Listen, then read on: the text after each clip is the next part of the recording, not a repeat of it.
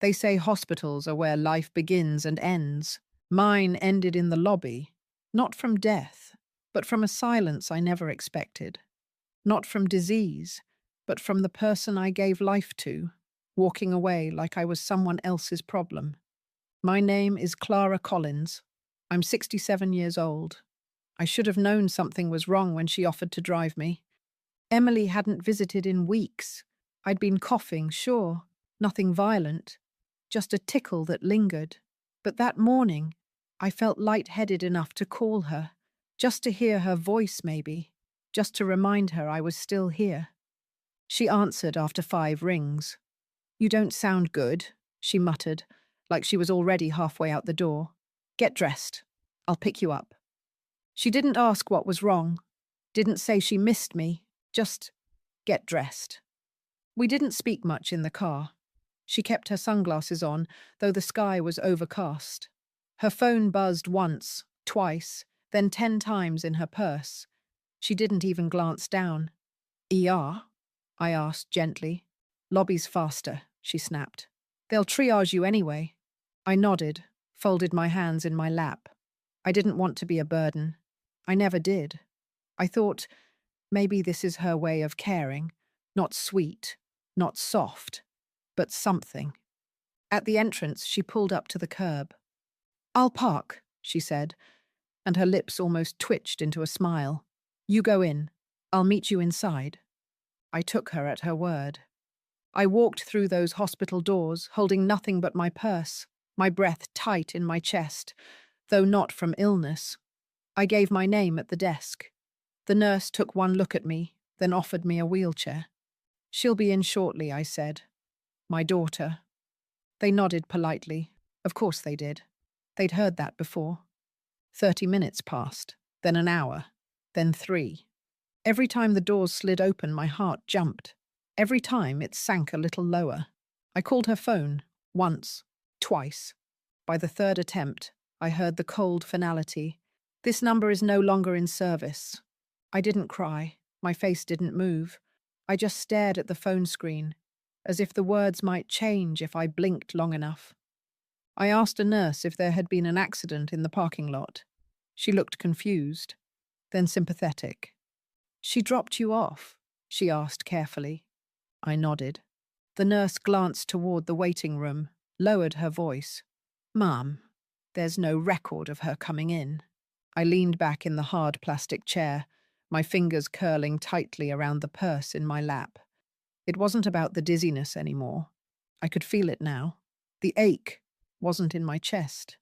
It was in the hollow between what I thought I meant to her and what I truly did. 3 more hours passed.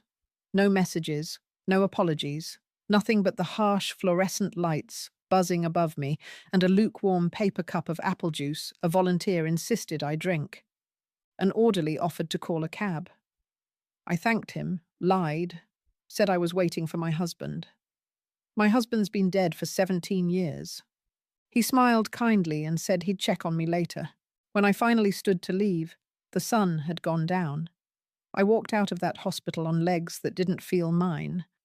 But I wasn't dizzy anymore. I was wide awake. She didn't leave me because I was sick. She left me because I still believed she wouldn't. It's strange how your body can forget pain, but your heart, never. I sat on the edge of my bed that night, still in the clothes I wore to the hospital.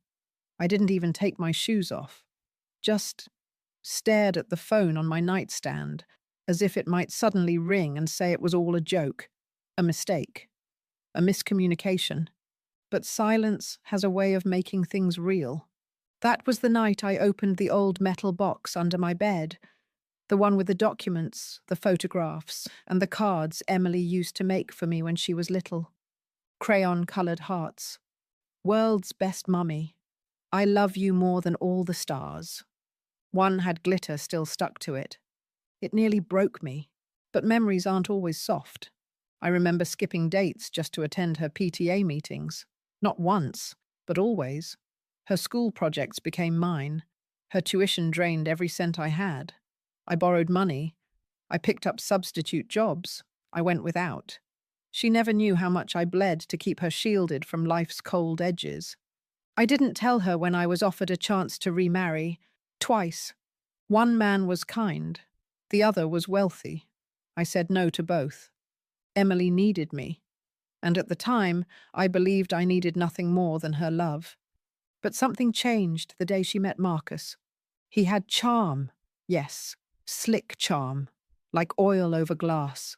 He was respectful to my face, but beneath the surface, I felt it. He saw me as inconvenient, a relic attached to the woman he wanted to reshape. "You've done so much for her," he said once with a smile. "But now it's our turn to take care of you. Let us do that." He never looked me in the eyes when he said it. It sounded like kindness, but I've read between lines all my life. That wasn't love. That was strategy. After their wedding, things shifted. Calls came less. Visits became rarer. When I offered to help decorate their first home, Emily told me they'd already hired a designer. "You've done enough, Mum," she said. "Relax, just enjoy yourself now." But I wasn't trying to control. I was trying to stay included. One evening, about a year ago, I invited them both to dinner. I made Marcus's favourite, lamb roast with rosemary. I spent all day preparing. Emily barely touched her plate. Marcus took a call halfway through the meal and never came back. That night, after clearing the table alone, I overheard something. They thought I was asleep in the other room. Marcus's voice, low, irritated. "She's just sitting there like furniture, Em. I get that she's your mum, but how long is this going to go on?" Emily whispered something back. I couldn't hear it all, but I caught 7 words I've never forgotten. "She won't be around forever, you know." I lay in bed that night, wondering if I imagined it. I prayed I did. But the next day she started asking about my will. No delicacy, no context. "Have you written one yet?" I asked why. She said it was just to be prepared. A week later she brought papers, casually. They weren't even inside an envelope. They were house transfer forms. "Just in case," she smiled. I didn't smile back. I folded the papers and slipped them inside that same metal box, and I never mentioned them again. Until that day at the hospital. Until she left me in the lobby like a package she forgot to pick up. I had given her everything. But maybe, just maybe, I'd taught her that I would accept anything. I stopped checking my phone after the 5th day. Not out of anger, not even hurt, really. Just emptiness. A silence so wide I could hear my heartbeat echoing inside it. I didn't call Emily again. I didn't text. I didn't ask why. Because at this age, when someone you raised forgets your name in their soul, not their mouth, the why becomes irrelevant. The what now is all that remains. My days became clockwork. Water the violets at 7. Toast and marmalade at 8. News at 9. Sit by the window by 10. The window was my theatre. Children with sticky faces ran up and down the street. Delivery vans buzzed by. The neighbour's dog barked at pigeons like it was on payroll. Life went on. It always does. But I didn't. Not fully. I moved slower. I didn't sleep much. Food lost its taste and colours dimmed around the edges. I wasn't depressed. Not the clinical kind. I was just aware of a truth I didn't want to know. My daughter did not care if I lived or died. It was Maggie who broke the stillness. She's been my friend since '83. We used to teach 3rd grade across the hall from each other. She knew me before I was a mother, and sometimes I think she knows me better than Emily ever did. She dropped by one morning, holding a bag of almond croissants and a face that spelled trouble. "You won't believe what I heard," she said, brushing past me. I didn't flinch. "Try me." She pulled out her phone and showed me a video. It was short, blurry, a home tour, my living room, my curtains, my photos removed from the walls. A realtor was narrating. "The owners are doing a light remodel to prepare this charming home for its future as a rental." I stared at it like it was a scene from someone else's life. Owners? I asked. Maggie nodded slowly. I called the number. It's Emily's. They were planning to rent my house, while I still lived in it. I hadn't been asked. I hadn't signed anything. But suddenly I understood. This was never about love. It was about location, assets, control. Emily wasn't just distancing herself. She was planning my quiet exit. I called the county office that same day, asked about the title status of my home. It was still under my name, thank God. But I knew then what I hadn't wanted to believe. She was counting on me dying slowly, silently, and conveniently. She didn't block my number in a moment of frustration. She did it because I was no longer useful. I sat down that night with a hot cup of weak tea and stared at the wall where our last family photo used to hang. I'd taken it down myself last winter, not because I didn't love her, but because I couldn't bear the lie anymore. The smiling woman in that frame. The daughter whose hand rested on my shoulder like a promise. She wasn't real. She hadn't been real in years. And yet I felt no urge to scream, no urge to fight, or cry, or beg, because something inside me, something old and sharp, had finally woken up. I had been erased politely, gently, but now I was going to write myself back in, on my own terms. The moment she left me at that hospital was the moment she lost control, and I don't think she realized that until it was far too late. You don't need to scream when you've already been silenced. You just need to listen long enough to know when it's your turn. After Maggie left that day, I sat at my kitchen table with nothing but a pen and the weight of 50 years behind it. I didn't draft a revenge plot. I drafted a correction. I started with the lawyer.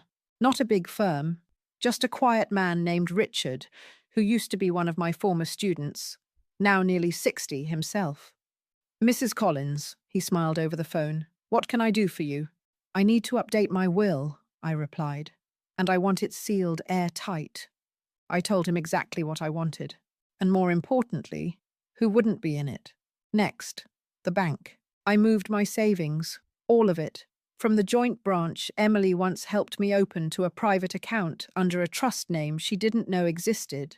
I called it Ruthlight, after my grandmother, a woman who buried 3 children and never bowed once to pity. Then, I closed my safety deposit box and requested everything be delivered to me directly. I burned papers that no longer served me, old copies of insurance policies, letters from Marcus with fake kindness, even birthday cards that started feeling like invoices. But the most important part, I made one final call to someone Emily had forgotten existed. My late husband's brother, Daniel. We hadn't spoken in 15 years, after a family argument over an inheritance that was never mine to claim. But time dulls ego, and bitterness ages poorly. I dialed. He picked up after 2 rings.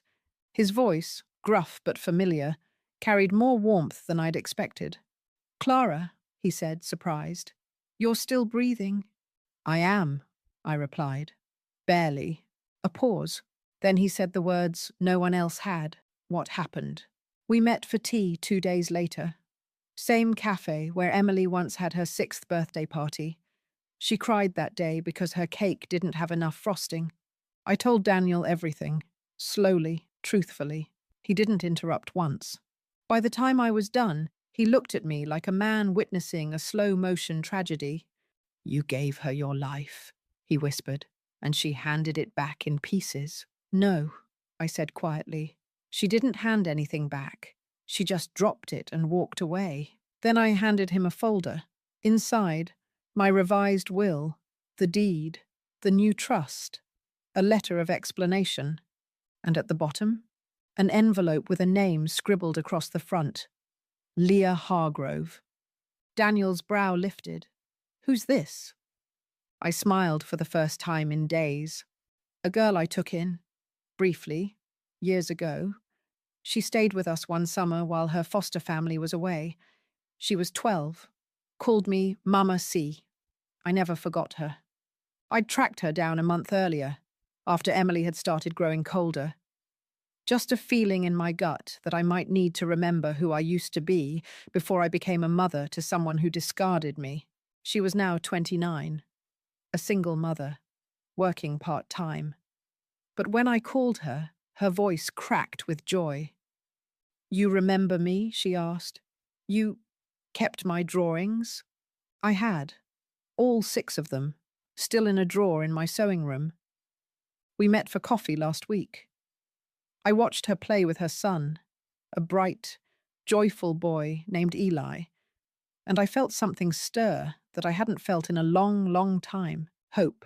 So I named her the executor of my estate, quietly, without ceremony. She didn't know it yet. But soon, she would. Emily left me at a hospital and thought I'd quietly fade. But instead, I started writing the final chapter of my story. And this time, she wouldn't be in the dedication. She came back, after 92 days, after I'd sold the house, after the silence had matured into clarity. She rang the doorbell like nothing had happened, like we'd merely had a silly disagreement over curtains. I opened the door in my Sunday robe, tea in hand. I didn't flinch. I didn't lean forward or smile. She hesitated, almost surprised to see me upright. "Hi, Mum," she said softly. Her voice carried that same slippery tone she used when she wanted to reset the mood without acknowledging the damage. I nodded. She cleared her throat. "Can I come in?" I stepped aside. I wasn't being generous. I was being polite. The difference mattered now. She walked in like she still lived there. Her eyes scanned the living room. The couch was gone, replaced with a single reading chair. Her framed photo, the one from her graduation, no longer on the wall. My sewing machine had returned to its old spot, like it had been waiting for years. "You redecorated," she said, trying to sound amused. "No," I replied quietly. "I remembered what I liked." She sat down. No invitation. Just assumed. "Marcus is in the car," she offered, like I was supposed to ask about him. I didn't. Her smile cracked slightly. "I've been thinking about everything." So had I, but not about her. She kept talking. "We overreacted. Things got heated. We didn't mean to hurt you. It's just stress. Life, you know?" Ah, yes. Life. The grand excuse for cowardice. "I understand," I said, setting my tea down gently. "Life can be difficult." Relief flickered in her eyes. For a second, she thought she was back in control. "We want to help now," she said. "We were even thinking, maybe you'd like to move back in with us.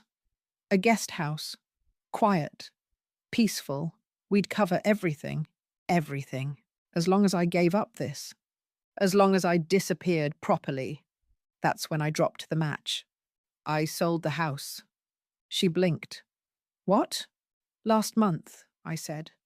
"The paperwork is finalized. I'm moving in 2 weeks." The mask slipped. She fumbled for words.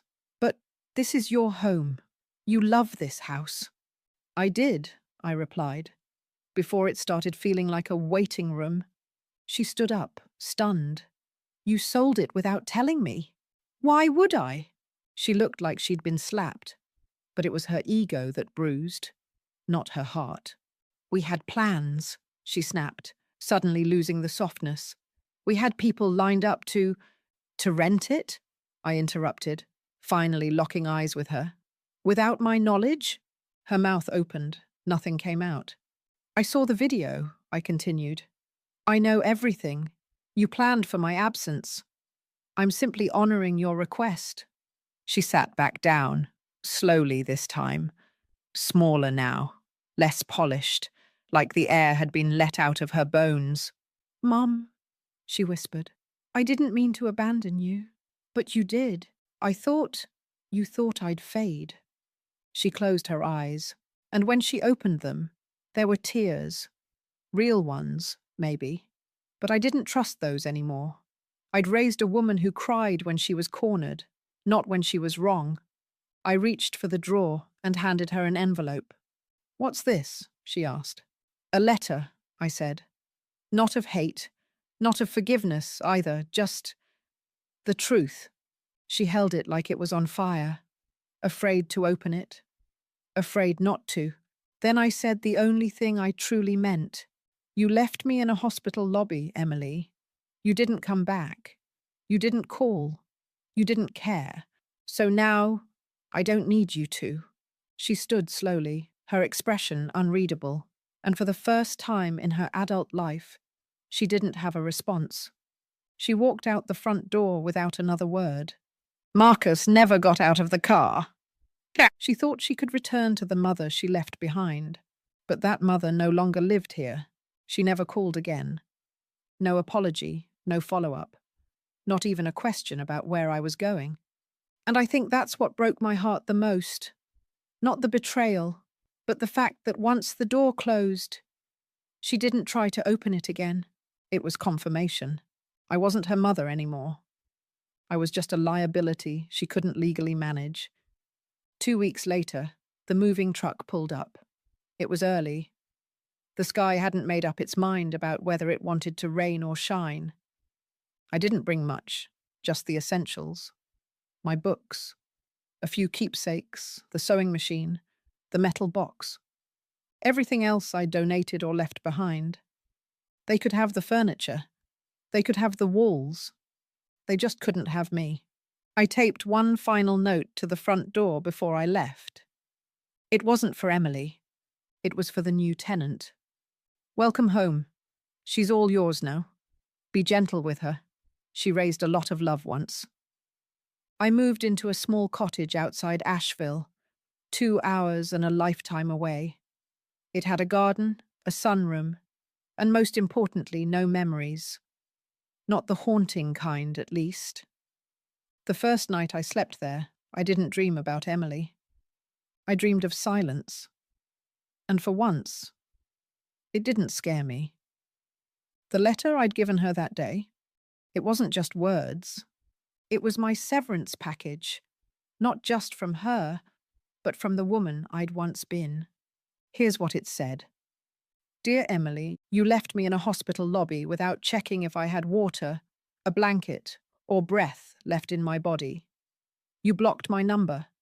You walked away from your only parent, not in a storm of anger, but in the quietest, most permanent kind of abandonment, indifference. You didn't ask me if I was scared. You didn't come back. You didn't tell me why. You let me sit in that cold chair like a forgotten suitcase at a train station, as if everything I gave you had expired. So now, I give you something too: distance. Not as punishment, but as peace. Not as revenge, but as rest. You will not inherit my home. It is no longer mine to give. You will not receive my savings. I've chosen someone else, someone who once called me Mama when I didn't even ask her to. I wish you a good life, Emily, but I will no longer build it for you. This is the last letter you'll receive from me. Mum. I don't know if she read it. I don't need to, because weeks passed, then months. No letters came, no calls, not even a lawyer's notice. She was gone for good. And so was I. One day, Maggie visited me at the cottage. She brought flowers, peonies, the kind Emily used to pick as a child. We sat under the porch, sipping lemonade, and for the first time in years, I didn't feel hollow. She asked me, "Do you ever regret it?" I smiled. I regret loving someone who saw me as disposable, but I don't regret letting her go. Sometimes, the most powerful goodbye is the one where you don't look back. And this time, I didn't. It happened on a Tuesday. Emily received a letter in the mail. Thick, cream-colored paper, wax seal, formal header. She wasn't expecting it. She thought the silence meant closure. She opened it with mild curiosity, the way someone opens a wedding invite from a cousin they barely like. But this wasn't an invitation. It was the full reading of my will. The letter was from Richard, the same lawyer I'd called weeks after she abandoned me. Inside, legal breakdown, asset distribution, notarized recordings, and one handwritten note, not from me, but from the executor. Emily read it once, then again, and then the shaking started. The house? Sold. Fully transferred. Irrevocable. The savings account? Gone. Moved 6 months earlier. She never even saw the transaction. The inheritance? Not a cent, not a bond, not a memento. But that wasn't the twist. The twist was the name. The recipient of everything. My life's work, my final signature, my legacy. Leah Hargrove. She didn't know who that was. She Googled, searched on Facebook, checked Instagram. One photo surfaced. A woman in her late 20s, warm smile, tired eyes, holding the hand of a little boy with curly hair. Caption: Eli's favorite place is our new garden. Thank you, Mama C. You changed everything. Emily's chest caved inward. She called the number on the letter, Richard's office, voicemail. She left message after message, tried phrases like unfair, manipulated, unauthorized, out of character. She even threw in a mental decline accusation, hoping someone might bite. They didn't, because everything had been reviewed. Multiple witnesses, full mental competency evaluations, all on record. 1 week later, she received the full package, a flash drive containing my recorded final statement. She hesitated before pressing play, but when she did, she saw my face, framed by soft light, no makeup, eyes clear, and I spoke, calmly, without venom. If you're watching this, Emily, it means I'm gone. Not just from the world, but from your future. You left me once, and I left you back. You planned your life around my death, so I planned my legacy around your absence. Leah once lived in my home for only 3 months, and yet she treated me with more love, more gentleness, more honesty than you have in the last 10 years. This isn't about punishment. It's about placement. And I've placed every last dollar, every last item, every last wish away from you. The video ended. And for the first time in years, Emily realized something truly horrifying. She had won the game she played. She had rid herself of her mother. But she had lost the prize she assumed came with it. Marcus tried to soothe her. We'll figure something out, he said. But his voice didn't carry confidence anymore, because he had pushed the plan forward. He had nudged her to isolate me. And now, he'd never see a dollar of the money he'd silently been drooling over. That evening, Emily sat on their king-sized bed in silence, laptop open, searching old photos. She found one of us. She was 6, grinning. I was holding her hand. She zoomed in on my face. The eyes were the same. The love was real. But it wasn't enough to undo what she'd done. She hadn't just lost her inheritance.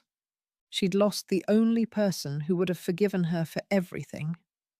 The cottage sits on the edge of a quiet hill, where the wind doesn't ask questions and the trees don't need answers. I wake up with the birds now. Not alarms, not text tones, not guilt. Just the soft tapping of branches and the warmth of the sun kissing the curtains. I brew my own tea. I sweeten it how I like. I sit by the window with a blanket and a journal. Some days I write letters I'll never send. Other days I just listen to the silence.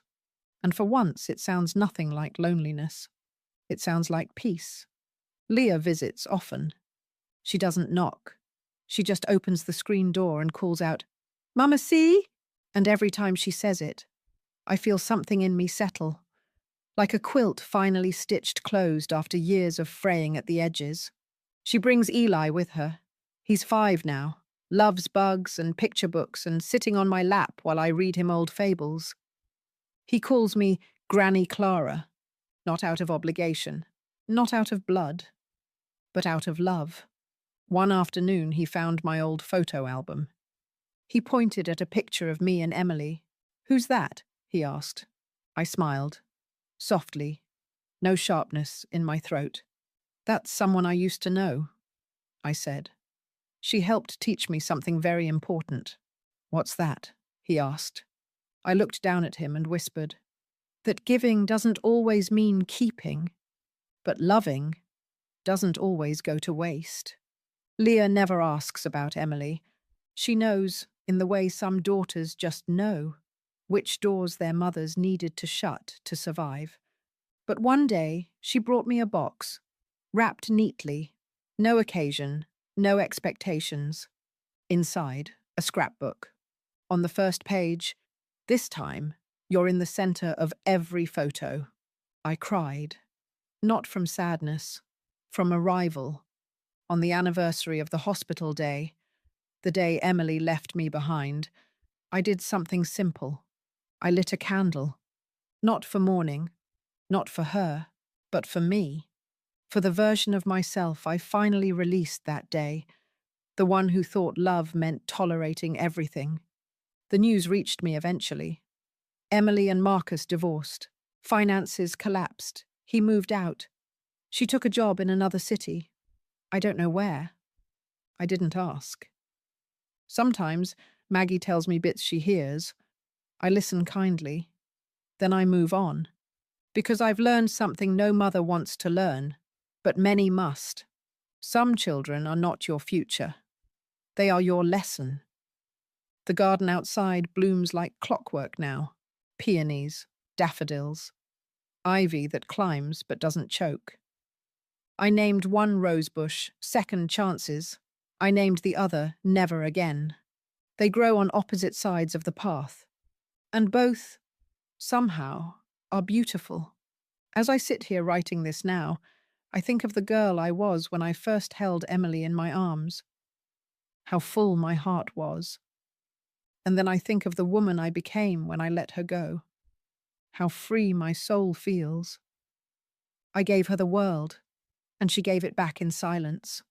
So I made a new one, smaller, softer, safer. And in this one, I am no one's burden, only loved.